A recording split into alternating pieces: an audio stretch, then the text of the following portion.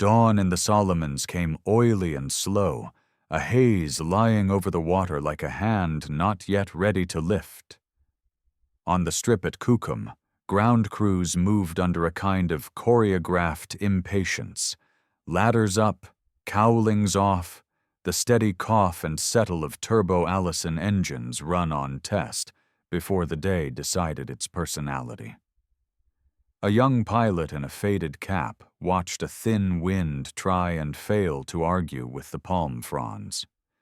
He placed his hand on the nose of his fighter, as if feeling the pulse of a creature that had slept.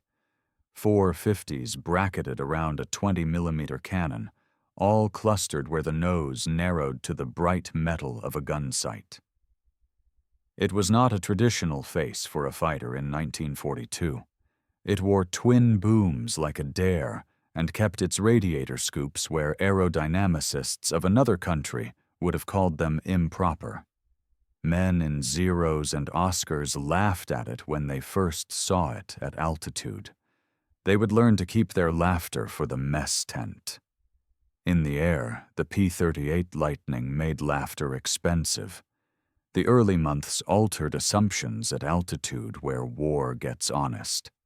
Japanese aces brought a doctrine that had earned its successes from China to Pearl. Climb in light machines, keep the turn tight, keep the speed moderate, make the first shot count, then disappear into the sun if the scene grows untidy. Against many American types in the first year, especially the F4F and early P-40 variants, those habits worked. Then the twin boom arrived with the habit of not playing the same game. The P-38 could climb with a cool running patience that exhausted opponents who tried to match it. And when it chose to dive, it found speeds where compressibility bit other airplanes first. Its top speed around 414 mph in early marks, its combat range near 1,300 miles with external tanks, and more when planners were willing to risk the margins, and a service ceiling breathing into the realm of 40,000 feet meant something decisive. The pilot could pick the fight's opening and often its exit. That is not romance. That is geometry turned into schedule. It did not start perfect. In the tropics, cockpit heating that made sense over Iceland turned a noon sortie into a sauna. Early intercooler arrangements made the Allisons touchy in heat, and the first months saw more than one Lightning parked with panels off, while a chief with a cigarette explained patience to a second lieutenant who had never loved patience. In dives at high Mach, the airplane flirted with compressibility in a way that scared even men who did not scare easily. Controls stiffened, the nose tucked, the horizon became a rumor. These weaknesses were not rumors in the ready rooms. They were in the notebooks. They were also in the engineering pipelines. The J model arrived with improvements drivers could feel. Better cockpit management and revised intercoolers that protected power in the Soupier air over the Pacific. And by 1944, dive recovery flaps at the wing's inboard sections allowed a pilot to hold a high-speed push longer and then pull through a recovery without begging the airframe to forgive a mistake. The tactics envelope widened.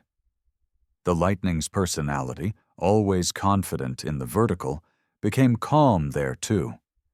Nose-mounted firepower did more than make the airplane look predatory. The 450s and single 20 mm did not need convergence maths that guessed where streams from wing guns would meet. They met at the gun sight. A pilot who learned to trust that sight and hold a measured burst could shear control surfaces, punch engines into silence, or shatter a cockpit with a parcel of metal that arrived as one. Japanese pilots who had grown comfortable watching American wing guns throw pretty patterns outside the lethal cone found themselves surprised by a center mass insult. One ace later admitted, with the dry civic honesty of a professional in defeat, that he had misjudged that nose. He had expected it to make the lightning clumsy. It made it precise. Range changed not only tactics, but geography. The Pacific is a calendar of distances, and the P-38 wrote itself into days that other fighters could not afford. With 150 or 165-gallon drop tanks slung under the wings and a fuel flow that the Allisons could maintain without boiling the blood out of the oil, the Lightning reached out to raids that were numbers on a map for other types. Pilots learned to fly long legs as a kind of meditation. Mixture, prop, throttle, in a choreography that produced miles without guilt. A patrol could sweep a line drawn by men in tents with grease pencils and then add its own edits because fuel remained. The enemy learned to misread clocks. If a zero arrived late to a place he had always had to himself, it was because a Lightning had used an hour differently and then borrowed another from the external tanks. The doctrine in American ready rooms matured alongside the airplane. Energy fighting replaced the urge to knife fight. Instructors taught new pilots to live above their opponents, not beside them, to hold altitude as if it were credit, to spend it carefully, and then climb back to accrual. Boom and zoom was a rhyme that hid a discipline, a high-speed pass, a restrained burst, a clean pull into the vertical where a Japanese pursuer could not follow without losing the very energy he needed to survive. The Lightning could make that pull with a confidence other fighters could not match, especially as the improvements accumulated. If a pursuer tried to follow, he stalled into a corkscrew of regret. If he tried to turn, he blended his energy away and became a picture for a second pass. The cockpit chatter that came back from sorties told a repeatable story. Tally at 2 o'clock high, roll in, 1 pass, extend, climb, re-engage. Repeatable is a sacred word in a war about attrition. The enemy's doctrine did not fail because it lacked courage. It failed because it met a machine that refused to supply the fight it wanted. A zero begged you to play horizontal games in thin air with polite manners. The Lightning insisted on a vertical argument handled rudely and at speed. IJN and IJA types, A6M, Chi-43, even the improved Chi-44, struggled where air grew lean, and lungs did not love it. Their climb rates were admirable in lowly air. At 30,000 feet, their elegance met physics. The P-38, heavy in the way a tool is heavy when it means to make an impression, kept its lungs there and made others gasp. In mixed fights, the Lightning acted as high cover that would not come down unless it could go back up immediately afterward. Friends in Wildcats and Warhawks blessed that habit because it kept predators honest. Enemies cursed it because it turned ambush into routine. The proof is not in one sortie but in a ledger. America's top 2 aces of the war, Richard Bong with 40 victories and Thomas Maguire with 38, made the P-38 their instrument. Bong's style read as unhurried because he let his airplane do the important part of the talking. He held altitude the way a banker holds principal and spent it only when the return could be certain. Maguire, sharper in gesture, learned the same mathematics and paid with his life at the end when impatience met the ground. Their combined tally is not a magic trick. It is engineering converted through training into choices. The airplane's long legs let them find fights where opponents felt safe. Its climb let them leave bad choices behind. Its nose battery rewarded a brief, exact steadiness. Crews wrote their names on the cowlings of machines that made names possible. and then hoped the engines would not take offense at the vanity. Operation Vengeance, the mission that reached across a page of ocean to find Admiral Isoroku Yamamoto on the morning of April 18, 1943, belongs to the Lightning's biography because it measured every advantage in a single line.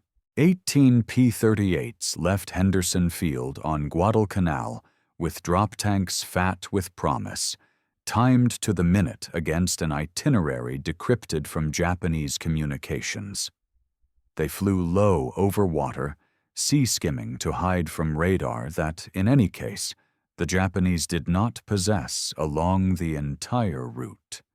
The ingress was a quiet lesson in logistics. 1,000 kilometers and change, in tropical heat, each engine nursing range, while each crew member watched the clock for the turn that would bring them under the intersect.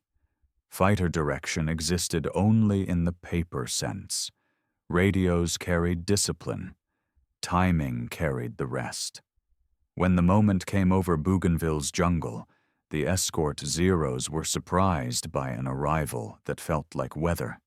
Sudden, vertical, precise.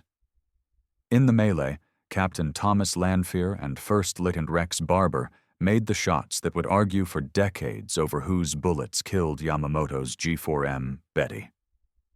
The strategic shock did not require a referee to name a single trigger pull.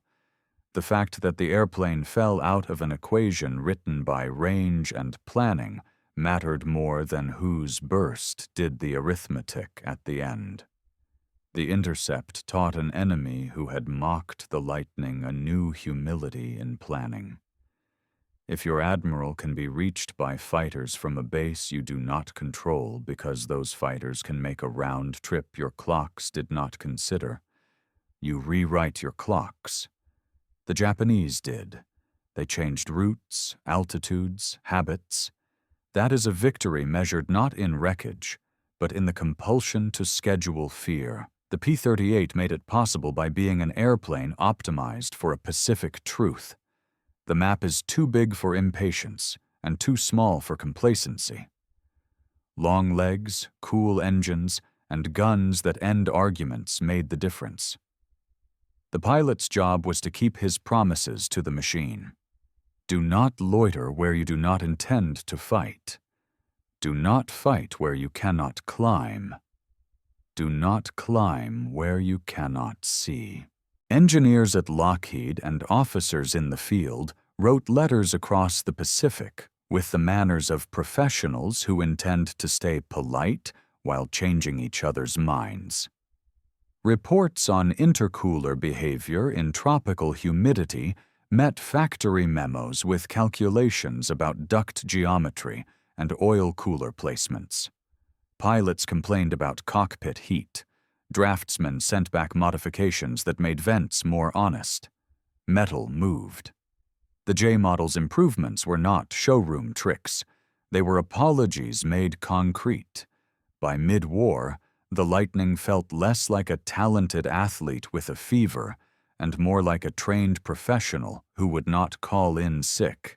Then, in 1944, the dive recovery flaps finally solved a problem that had both tactical and moral weight.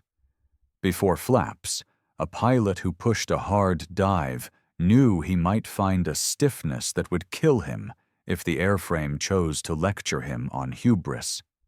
After flaps, the dive remained dangerous because speed is a teacher that never stops grading, but it was manageable. The machine's forgiveness increased. Tactics widened to include steeper stoops and lower exits without writing letters to widows by default. The Lightning systems supported this personality with the stubborn, unphotogenic grace that wins wars. 2 turbochargers that kept power alive as the sky thinned, a tricycle gear that made rough island strips marginally kinder, electrical and hydraulic systems laid out with a mechanic's hands in mind, panels that came off without a theology of bolts. Crew chiefs learned what they could and could not ask of their crews in 90-degree heat, and they asked the possible every day. One man safety-wired a drain plug with a flare that felt like art when everything else felt like drought. Another learned to tell by the smell of oil whether a SEAL had ideas that would soon become a problem.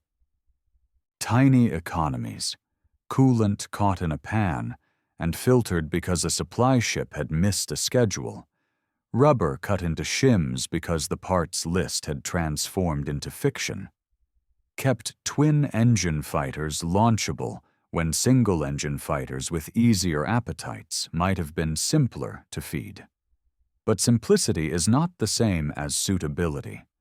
The P-38 was suitable to distances, to altitudes, to a kind of war that wanted patience pressed into speed. Japan's fighter force adapted as best it could.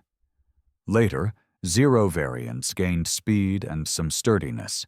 Ki-44s and Ki-84s brought climb and muscle that earned respect. But production numbers and fuel stocks imposed ceilings lower than any service ceiling the Air Technical Bureau could write in a brochure. Attrition of trained aces during 1943 turned doctrine into an undergraduate course taught by men who had not yet read all the chapters. Against that decline, the Lightning matched consistency. It arrived at altitude with fuel enough to consider options. It carried ammunition enough to leave arguments settled. And it returned often enough to let pilots write their own corrections into the next sortie. Japanese aces who had dismissed the airplane learned to adjust their boasts because the climb and the chase refused flattery. Consider a typical engagement over New Guinea in late 1943. A pair of P-38s flown by mid-grade lieutenants split their altitude bands, one high, one slightly lower, with a promise to reverse roles after the first pass. Japanese fighters, climbing to meet a bomber formation, reveal themselves as silhouettes against a cloud shelf. The higher Lightning rolls, dives at an angle that keeps him out of a direct collision with the bomber stream's escort, and plots a short burst against the lead attacker's canopy line. The escort breaks. The Lightning extends in full power, does not turn flat, and does not admire his work. He climbs into the reserved box above, while his wingman slides through the space he just vacated, taking the second pass on a target now deprived of mutual support. Over the radio, the language is compact, even when exuberant. Splash 1, climbing, your low one is yours. That economy of words hides the larger economy at work, fuel and altitude spent and saved to a plan. What did the enemy say afterward? Diaries from a few Japanese units that survived the censors and the weather tell a muted respect. Twin-tail enemy climbs like a swallow, one pilot wrote. The metaphor hides pain. Swallows are difficult to chase. Another wrote of making the mistake of following a Lightning into a vertical pull and discovering his engine's metal had been misdescribed by a ground crewman's optimism. The airplane shuddered. The guns never stabilized. The American simply reappeared a minute later with more speed and less forgiveness. Respect is a good teacher. War rarely gives time to learn lessons paid for by men already dead. Units rotated, experience diluted. The Lightning remained what it was, a high cover with legs. Numbers on a production chart can sound like an accountant's dream and a pilot's sigh. More than 10,000 P-38s rolled out across the war. A fraction of those became training frames where instructors schooled reflex into doctrine. American training pipelines, criticized in peacetime for wasting money on standardization, paid their dividends in air.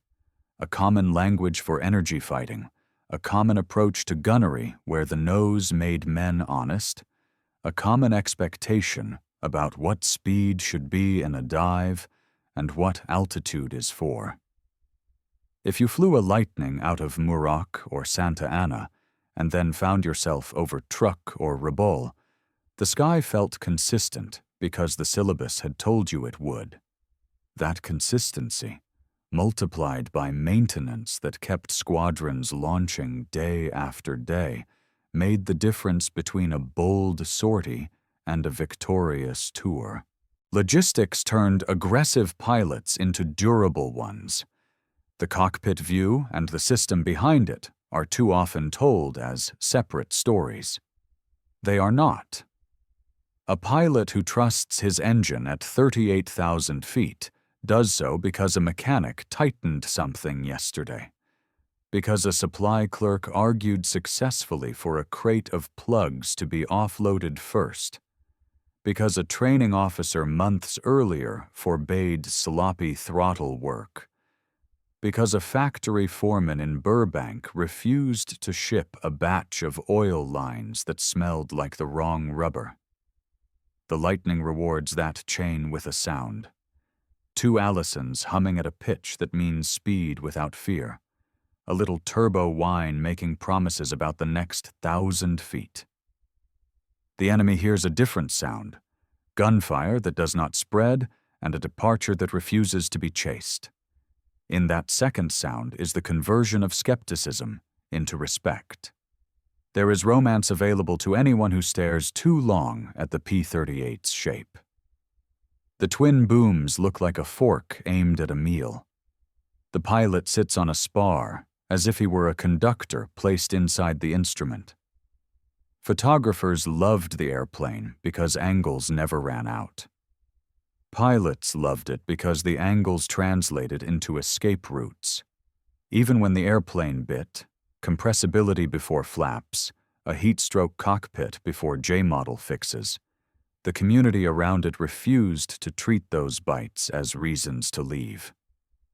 Engineers ate the problems, and the airplane went back up. That is the difference between novelty and utility. The Lightning was novel enough to attract attention and useful enough to repay it. The Pacific's weather added its own curriculum. Thunderheads built into cathedrals by noon. Haze made speed look like laziness. Sunlines betrayed and protected in alternating minutes. The P-38 used altitude to step over weather the way a man uses a sidewalk to avoid puddles. Long legs meant detours did not scare planners. A mission plan could include a weather box without becoming a fairy tale. Japanese interceptors, lacking oxygen systems and superchargers of equal reliability, often had to choose between weather and fight. That choice gave the Lightning an arithmetic advantage. He could be where the enemy wasn't and arrive where he would be, and he could do this on multiple vectors because the radius was generous. A man with options is a man whose mistakes are cheaper. Bong and McGuire belong again here, not as statues, but as students who never stopped taking notes. Read their sortie logs, and you find margins where they write small reminders. No flat turns, quick burst only, save top altitude for egress. The Lightning rewarded that studiousness by giving back a pattern of return. Not every day. No airplane repays arrogance, but often enough to turn skill into survival. Younger pilots in their squadrons learned to treat the vertical as a habit, not a trick. They learned that patience in the climb feels dull only until the first pass confirms its merit. They learned to trust the nose and mistrust exuberance. They became professionals with a fighter that preferred professionals. As 1944 rolled toward 1945, the P-38's primacy in some roles naturally ceded to newer types where theater conditions allowed it. The P-51's western reach over Europe, with its escort endurance and speed, took headlines. In the Pacific, conditions varied by island and by month. The P-38 remained a staple in high cover, long search, and maritime strike where no single engine type could match its confidence. When the Japanese introduced late war fighters that could, on paper, contest the vertical, Ki-84s, and the best-scored examples of the A6M5, the war's other engines had run out of gas. Fuel quality declined, training hours shrank, and attrition took the grammar out of doctrine. Against that background, the Lightning flew with the strength of being itself. A jet-age airplane born early in a propeller war. A last scene shot from the cockpit. Dawn again, but this time over the Bismarck Sea. A formation of Bettys moves low, disciplined, a thread drawn east to west. Above them, small silver commas, zeros, right commentary. The Lightning section holds north, parallel, 10 miles out and 1,000 feet up, then turns in gently, never hard enough to make its wings honest to the sun. The lead calls, high cover staying high, 2 come down and out after pass. The lower pair drop their noses gradually, bringing speed without a telltale gulp. They roll, slide the nose through the lead Betty's fuselage line, feel the gun sight settle, and give a single, measured trigger squeeze. The nose battery stitches a sentence. The bomber opens like a cardboard box in rain. The escorts choose too late whether to turn or climb. One tries to follow and discovers he has been invited into a calculus exam without a pencil. The Lightning's wingman is already climbing, engines cheerful, the thin wind finding nothing to resist. The radio crackles. No poetry, no shouting, just coordinates for regroup and a fuel status. War is an ugly business, but professionalism can at least keep it from being sloppy. Japanese aces who had once used the Zero's strengths to write embarrassment into enemy narratives now found themselves reading. Some lived long enough to adjust. They taught younger men to avoid the vertical, to drag the Lightning down into weather, to force it to turn flat.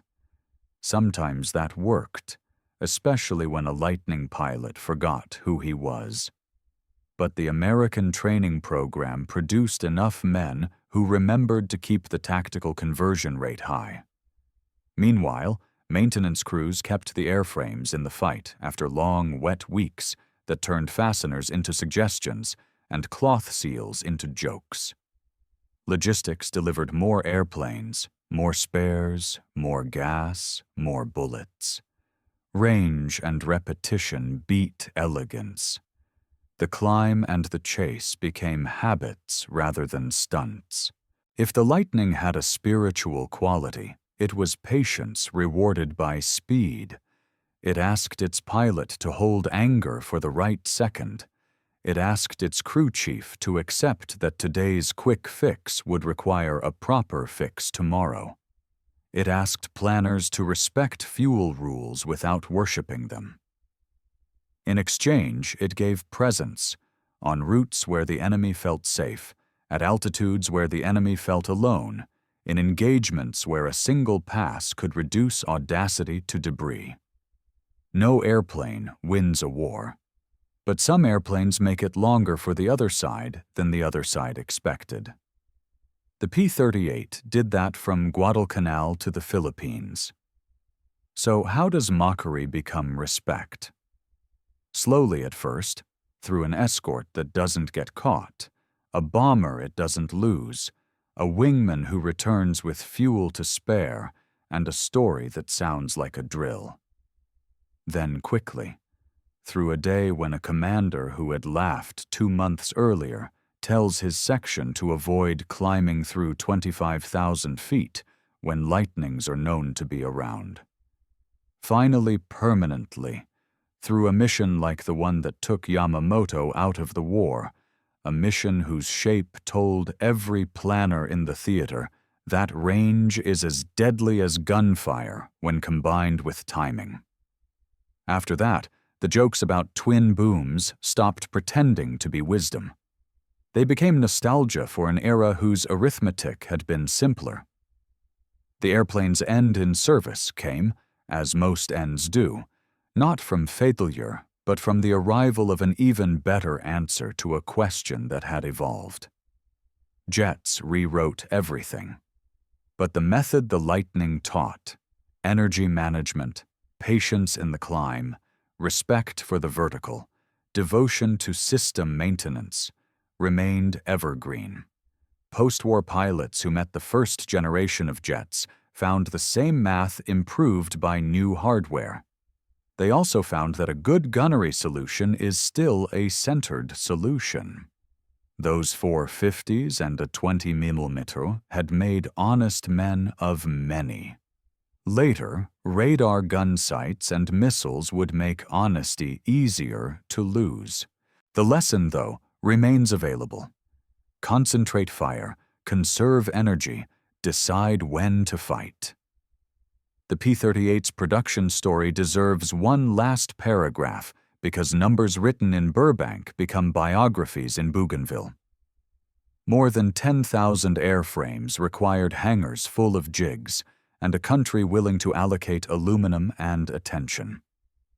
Training pipelines required towns to host them and taxpayers to accept the noise. Fuel required tankers to cross Pacific miles haunted by submarines and weather. Mechanics required a supply chain that could deliver an obscure bearing and a common gasket with equal punctuality.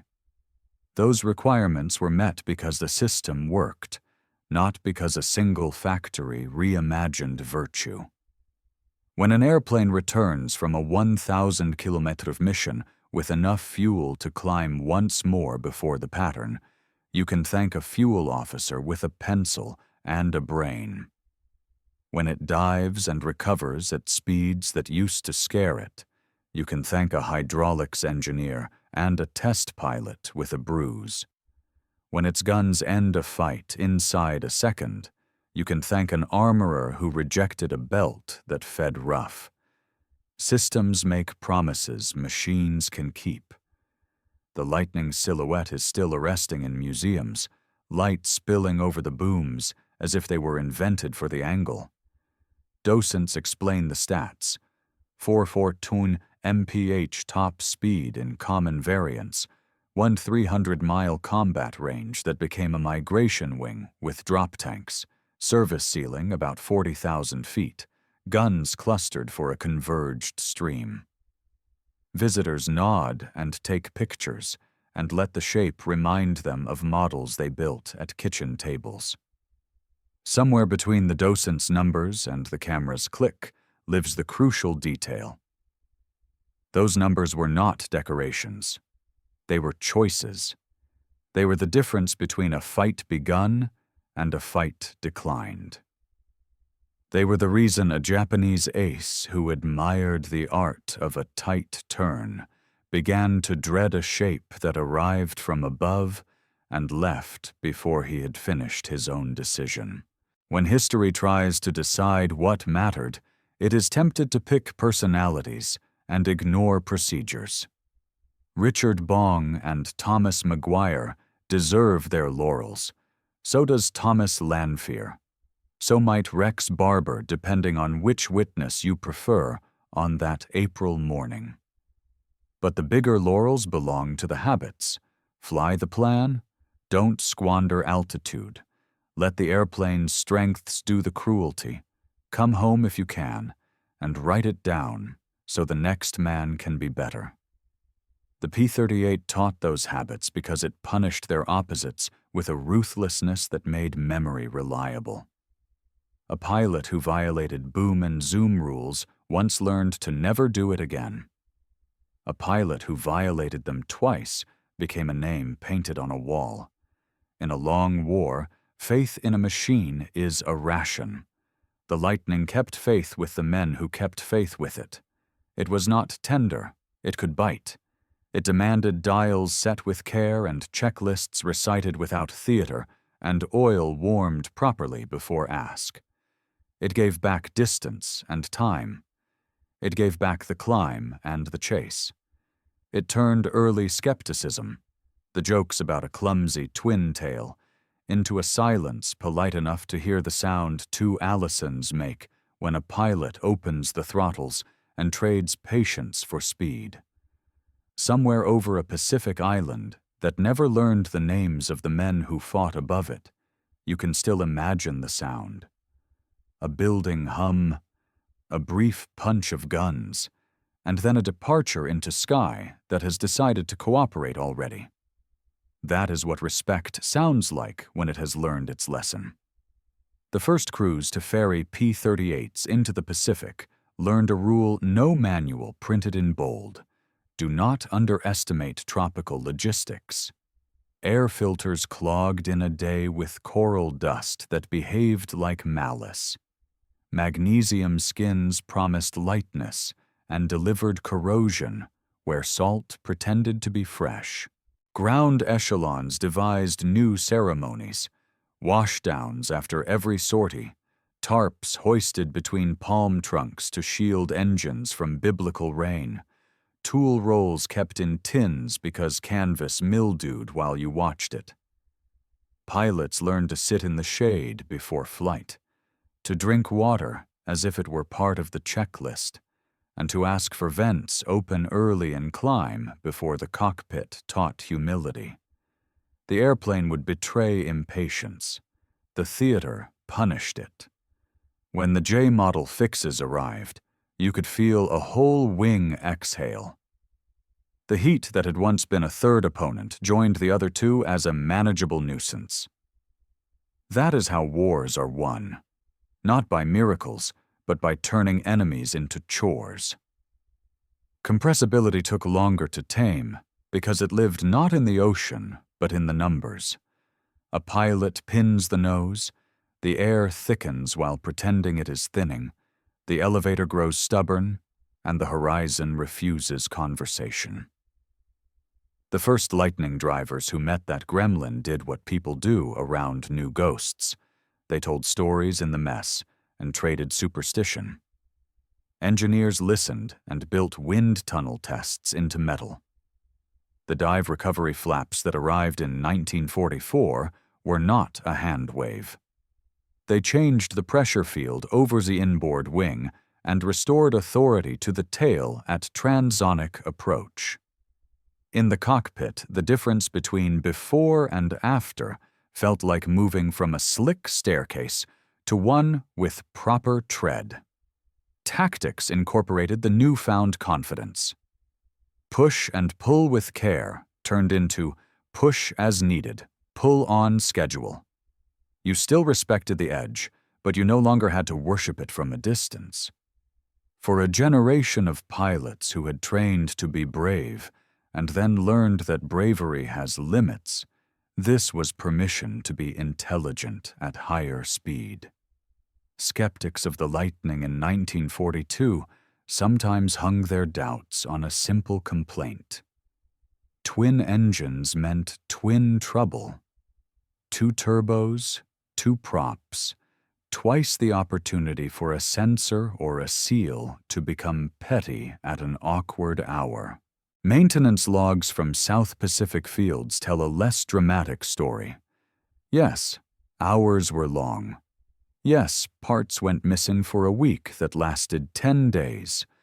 But crews managed because the airplane repaid attention.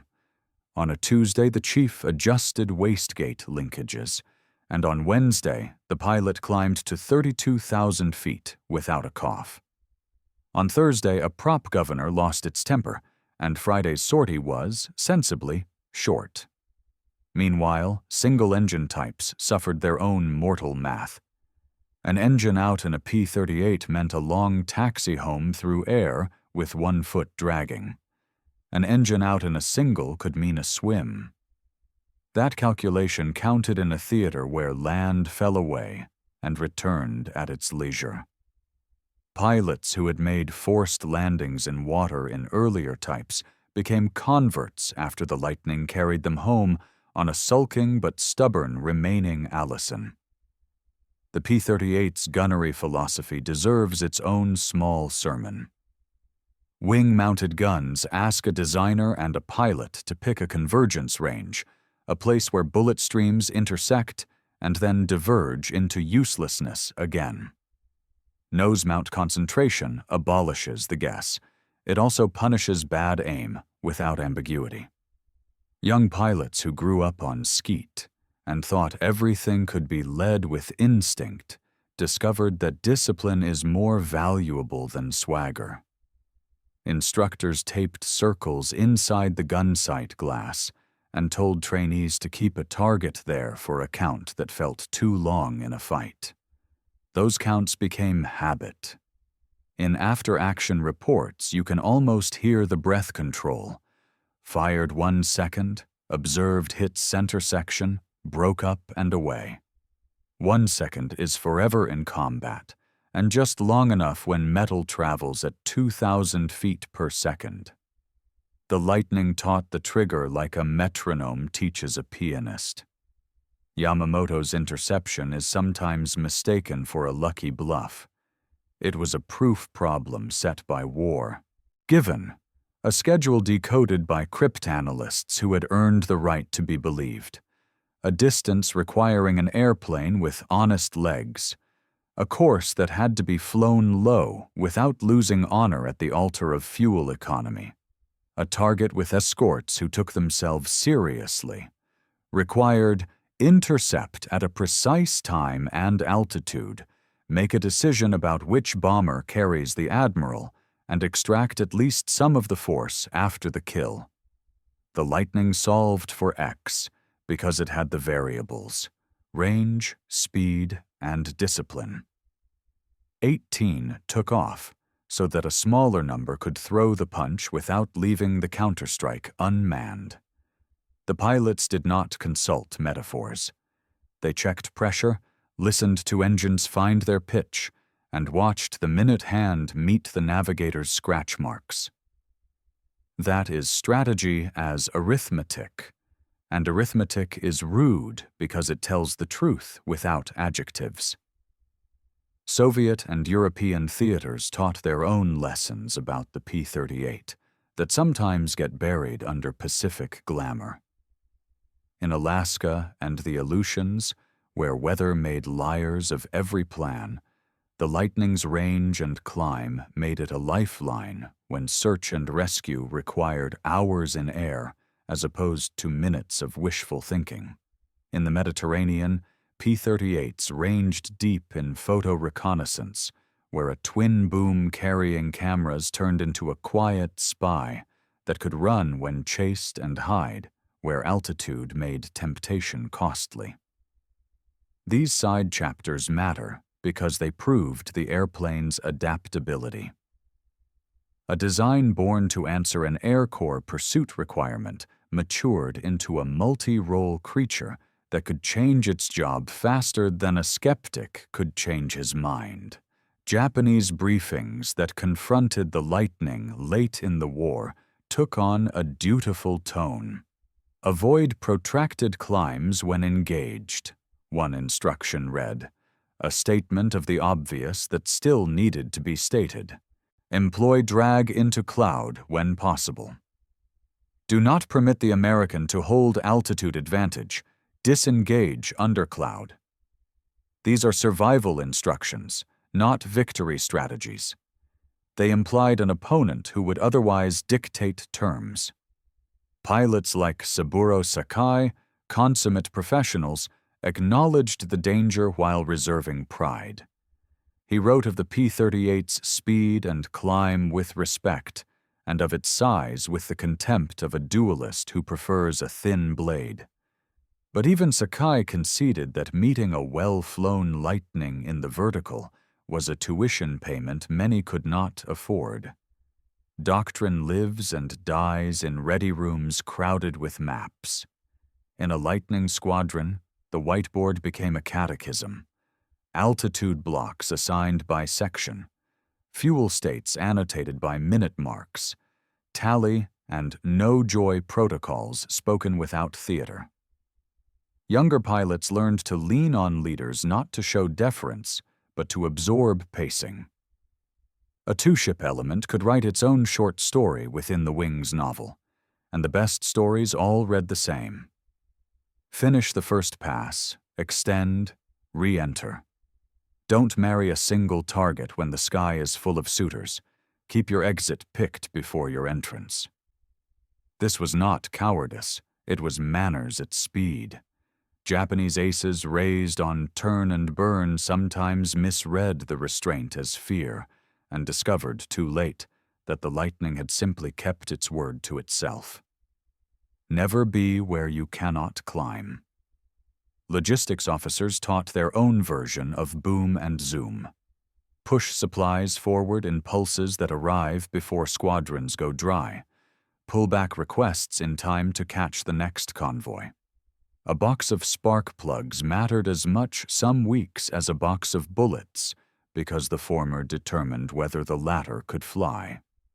In this choreography, the P-38's twin engines actually helped. A single out-of-service engine did not ground a frame if the second could be managed on loaners. Cannibalization, a grim word, kept sortie counts up without degrading the entire fleet. Crew chiefs became quiet accountants of survival. So many hours on this left engine, that turbo showing adrift, this prop governor preferring mornings. Their ledgers saved pilots' lives as cleanly as any escort mission. By late 1944, when American factories sang like foundries and Japanese factories coughed like sick rooms, the fight sometimes felt unfair to men who had survived the lean years. A Lightning could be replaced. A Japanese ace could not. But unfair is what victory looks like after you've paid for it. The airplane that once struggled to find parts now received them by the crate. The pilot who once guessed at tactics learned them by rote and then by instinct. The enemy who once dictated terms now wrote caution into his own orders. Mockery has a half-life measured in sorties. Respect has a half-life measured in years. The nose gun's effect on bomber interception rarely gets told with enough attention to detail. When a Lightning pointed its nose at a formation of Bettys or Sallys, it brought a single stream of ordnance that did not spray a defensive perimeter, but punctured it. Self-sealing tanks and armor helped some opponents. The 20mm shell's habit of turning aluminum into kindling helped more. Escorts had to decide whether to leave their bombers exposed to intercept the Lightning's first pass or stay close and watch the pass tear a hole they could not sew. Over Bougainville and New Guinea, this forced dilemma appeared on radar screens as sudden disappearances and on the ground as a lighter bomb load per city visited. Statistics hardened sentiment. Bomber loss rates rose when Lightning units were on station in the vertical. Inter-service debates in American planning rooms gave the P-38 a different kind of enemy: envy. Navy men preferred the F-6F's deck manners and maintainability at sea. Army men preferred the P-38's legs for missions the Navy could not reach. Joint operations sorted the bickering by assigning personality to purpose. Long-range fighter sweeps joint with B-24 strikes, Lightnings, carrier cap over the slot, Hellcats. The argument looks small now because victory erased the stakes. At the time, it consumed paper and coffee and kept a few men from sleeping. The P-38 earned its place not by winning debates, but by showing up and making tomorrow's debate easier to win. When the war moved north in the Philippines, the P-38 extended a truth established at Guadalcanal. The airplane that chooses when and where absorbs less attrition. Japanese units trying to defend Luzon's approaches discovered that fatigue grows geometrically when the enemy arrives on multiple bearings and altitudes. The lightning's range made deception schedules plausible. A squadron could threaten one axis and commit to another without lying to itself about fuel. Samurai-trained interceptors forced to climb into thin air again found their mastery diluted. After a few weeks of this, commanders who had taught younger men to be bold began teaching them to be alive. That rhetorical shift is a quiet surrender. Long after the war, when museums held P-38s in hangars that smelled like floor polish and childhood, veterans walked up to the nose and placed a hand there, the way men touch an old banister. Some told docents about Bong or Maguire, about Lanfear's claim and Barber's claim, and how the argument never did settle right. Others told a smaller story, an engine that would not start until the chief arrived with a joke, a landing in rain that could be heard more than seen, a gun jam cleared in a turn that later felt stupid. None of those stories mention 414 mph, or 1,300 miles or 40,000 feet. They mention a feeling. The airplane would take care of you if you took care of it, and did not ask it to be what it was not. Respect in old age is often just gratitude without theatrics. Finally, the title's promise, how Japanese aces dismissed the lightning and then learned to fear it, lands on the simple paired virtues that ruled the climb and the chase. In the climb, the P-38 did not pant. It went up with the tidy hunger of engines that knew their oxygen and a wing that did not fake its lift. In the chase, the airplane did not waste the shot. It did not overstay the merge. It did not flatter the enemy with a turn he wanted. This was not chivalry. It was craft. The men who mastered it became instructors by surviving. The men who faced it learned, if they were lucky, to leave early. Many were not lucky. The Pacific kept their names. The lightning kept the sky.